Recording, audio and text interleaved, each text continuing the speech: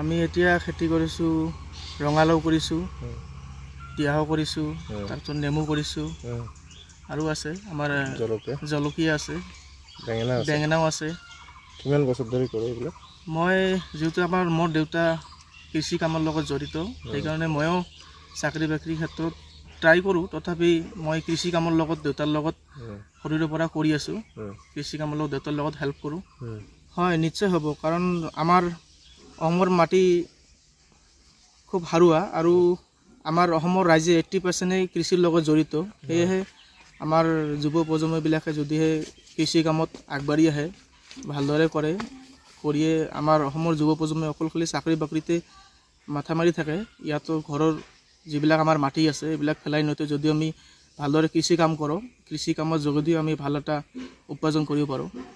যিবিলাক খেতি বাতি কৰোঁ, ইয়াত আমাৰ পাচলি উৎপাদন কৰোঁ। এই পাচলিবিলাকত আমি আমাৰ জৈৱিক সাৰেই ব্যৱহাৰ কৰোঁ। আমাৰ ঘৰত নিজে আমি গো পালন কৰোঁ। গো পালন কৰা যিবিলাক গোবৰবিলাক আছে এইবিলাকে আমি দিওঁ। মই BA পাছ কৰিছোঁ। BA পাছ কৰি এতিয়া টকা পইচাৰ আৰ্থিক অসুবিধা থকাৰ বাবে মই আৰু পিছত পঢ়িব পৰা নাই। এতিয়া কৃষি কামৰ লগতে জড়িত হৈ আছোঁ। গাঁওখনৰ নাম আমাৰ নাম্বাৰ 1 পাণবাৰী। আমি চৰকাৰী ফালৰ পৰাতো সুবিধাবিলাক আহে, আমি খালি কাণতে শুনা পাওঁ, কিন্তু আমি একো সুবিধা নাপাওঁ। কাৰণ ইয়াত চৰকাৰৰ পৰা যি সুযোগ সুবিধা আহে, বীজ আহে, সাৰ আহে, এইবিলাক আহাৰ মাজতে কিছুমান মধ্যবৰ্তী মানুহ আছে, সিহঁতে সম্পূৰ্ণভাৱে গ্ৰাস কৰি লয়। আমি গম পাওঁ।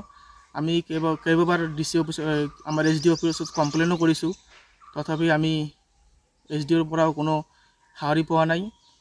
আমি এতিয়া ৰাইজৰ মানুহে ভাবি আছে এতিয়া কি কৰিব। যদি আমাৰ এগ্ৰিকালচাৰ ডিপাৰ্টমেণ্টৰ গোটেইখিনিয়ে এইবিলাকৰ লগত জড়িত হৈ থাকে, তেনেহ'লে কৃষকবিলাকে কেনেকৈ এইবিলাক সুযোগ সুবিধা লাভ কৰিব। যিবিলাক প্ৰকৃত কৃষক আছে তেওঁলোকে চৰকাৰী একো সুবিধাই লাভ নকৰে।